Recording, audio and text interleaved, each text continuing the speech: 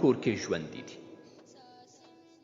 عند ربهم یرزقون، یعنی په لوړو جنتونو کې به وي چې ډول ډول نعمتونه یې لاسته راځي. فرحین بما آتاهم الله، یعنی خوشحاله به وي او سترګې به یې پرې یخې وي، نفسونه به یې خوشحاله وي ځکه چې نعمتونه به یې ښایسته او لوی وي. کله چې خوشحالي او نعمتونه پوره دي نو الله تعالی د هغوی حال بیان که. ویستبشرون بالذین لم یلحقوا بهم من خلفهم، یعنی یو بل ته به زیری ورکوي چې د دوی کم ملګري په دنیا کې ژوندي وو هغوی راورسېدل او اوس به هغه نعمتونه ترلاسه کړي چې دوی ترلاسه کړي دي او پر دوی به هیڅ ویره او غم نه وي. الله رب العزت د هغوی حال په دې بیان سره ختم کړی چې یستبشرون بنعمت من الله وفضل وان الله لا یضیع اجر المؤمنین. د الله تعالی د نعمتونو او فضل زیری به اخلي او د دې خبرې زیری به ورکول کیږي چې الله تعالی د نیکي کوونکو ثواب نه بربادوي. نو موږ له الله رب العزت څخه د نیکبخته ژوند، د شهادت مرګ، له متقیانو سره راپاڅېدل او د پیغمبرانو ملګرتیا غواړو.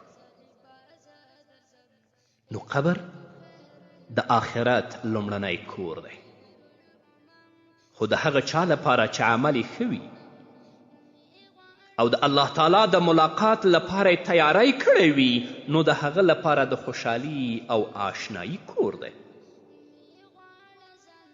او که د چا عمل بد وي او د الله تعالی نافرمانی یې کړې وي، خپل ژوند یې په ګناه، په فساد او په منکراتو کې تیر کړی وي نو د هغه لپاره د نفرت او تورتب کور دی.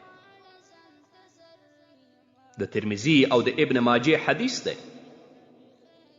نبی کریم صلی الله علیه وسلم فرمای قبر د آخرت لومړنی کور دی. که څوک ترې خلاص شه نو تر دې وروسته حالات به ورته ډیر آسان وي او که له دې څخه خلاص نشه نو تر دې وروسته حالات به ډیر سخت وي.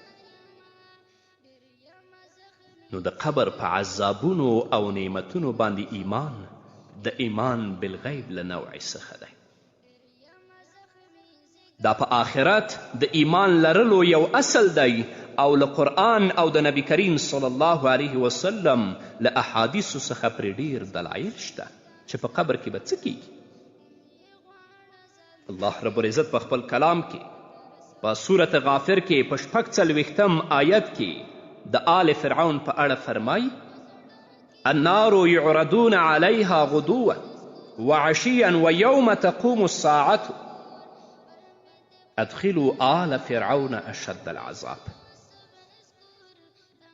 اور به په دوی سهار او ماښام پیش کیږي او کله چې قیامت قائم شي نو او به ویل شي فرعونیان سخت عذاب ته داخل کړي. همدارنګه الله رب العزت په خپل کلام کې په سورة توبه کې په 101 آیت کې فرمایي سنعذبهم مرتين ثم يردون الى عذاب عظیم.